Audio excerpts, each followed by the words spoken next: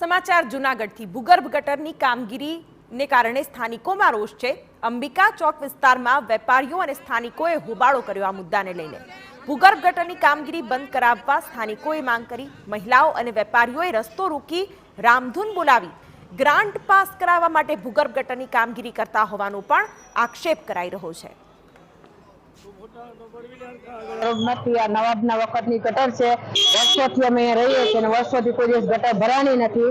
તો જે ત્રાસ છે એ ગાયોનો ત્રાસ આટલો બધો છે, એનો પર જોર નથી લેતા અને ખોટા રોડ ખોદાવે છે અને અમારે કોઈ પણ જાતનો અમને તકલીફ રોડ બાળવામાં નથી। ઉપરવાસથી વર્ષોથી પાણી આવે છે એટલે આવે એટલે ગલીમાંથી રૂપિયા લઈ લે દુકાનેથી દુકાનવાળા કાંઈ બિચારા બોલે નહીં અને આવી રીતના અમને એનો વિરોધ છે કે ગટર રોડ ખોદાય નહીં। ટૂંકમાં 6 મહિના સુધી કામ ચાલુ હોય ને તો પછી કામ કરવા નથી આવતા। એટલું છે કે પેલા લેટ્રિનનું પાણી અને વરસાદી પાણી બે ભેગા થઈ જતા હતા, એટલે ખરાબ પાણી અને સારું પાણી ભેગા થાય એટલે શરીરમાં રોગ થાય।